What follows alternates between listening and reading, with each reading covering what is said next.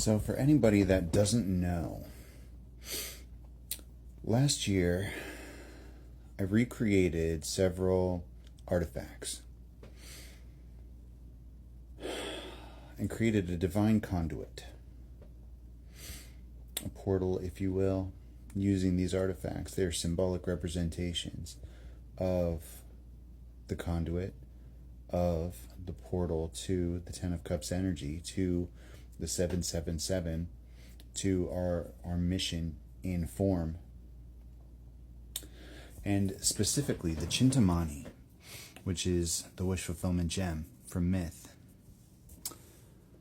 It was described to be a almost pearlescent, iridescent sphere that came from the heavens.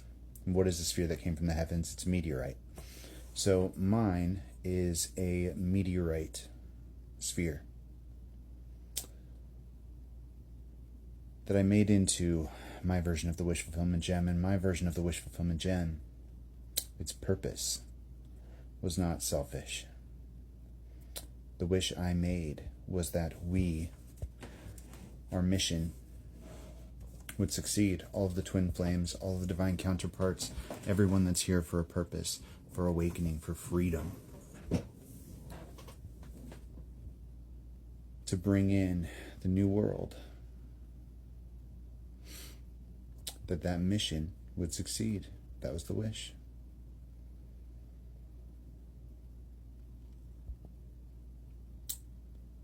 And it's been ramping, evident by the AI art. In the background, it's almost like the sky itself shattered.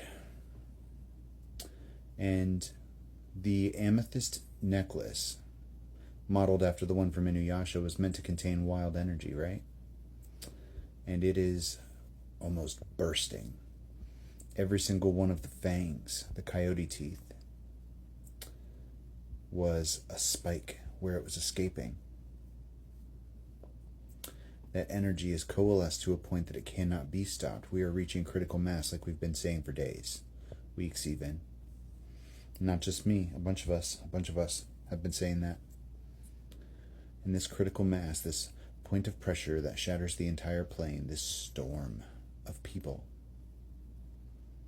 of growth, of energy, we are the storm, is reaching the point of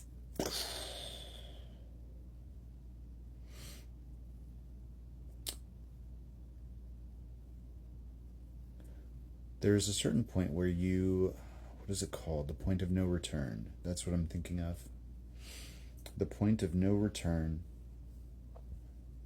when something is falling into something else's orbit. It hits a point of no return where it can't possibly spin back out. And that's where we are right now. And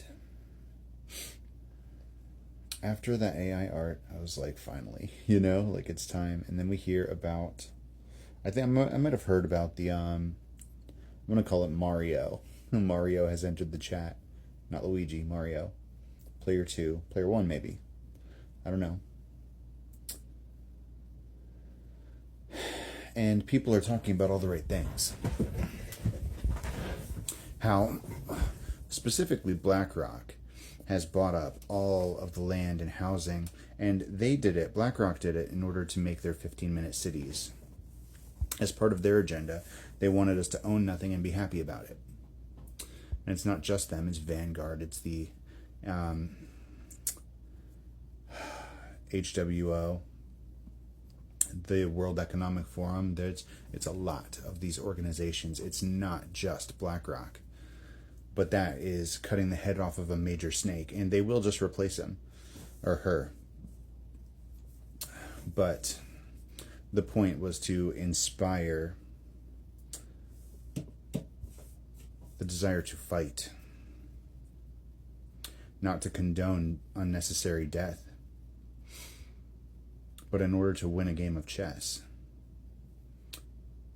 you make the moves you need to make and take the pieces you need to take and finish the game as quickly as possible. You don't have a choice. There's going to be some losses, some sacrifices.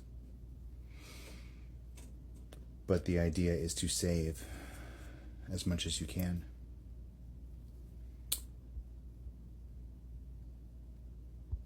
And there's a call here to do what needs to be done without relishing it, without enjoying it,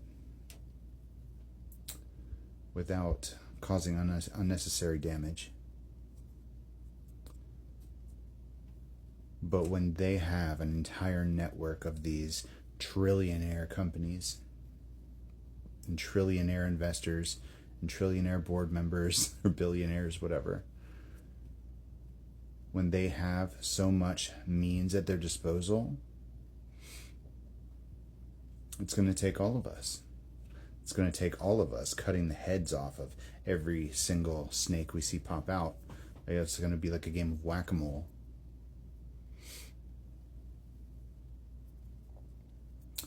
But it's beginning. The entire system, both wings, left and right, are part of the same problem. There isn't a right side. There is just the broken system. And we've known that this entire time. So we just need to keep the pressure on the 1%. Until they are too terrified to hold those positions, because we're smart enough, especially as a group, to figure out exactly how to pinch them off here. Not in a violent way. Financially. To get them out of control, out of power. And I think for the first time they're realizing that the game's already over. They've already lost.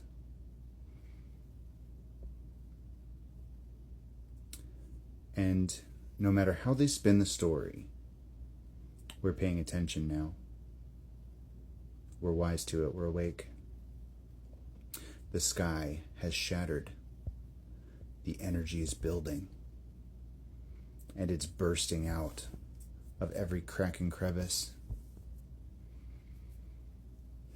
Our world is here. Our mission is undeniable and unstoppable. You don't face one. You don't face three. You face us all.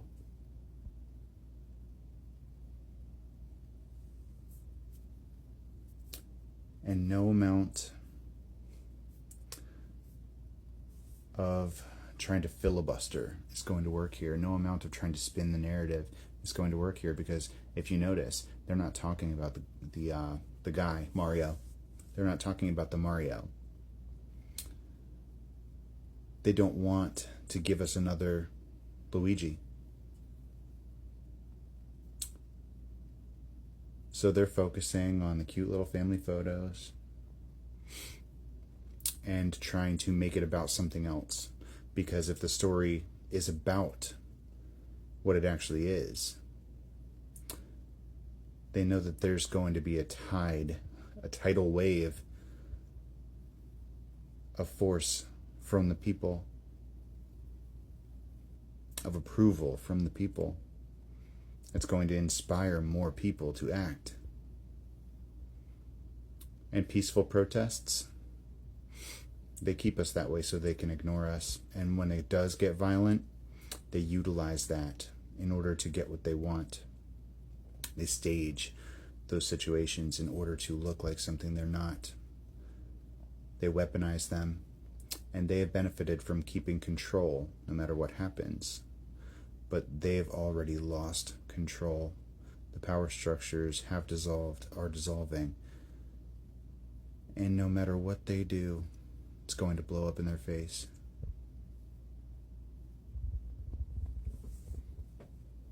This is the new world.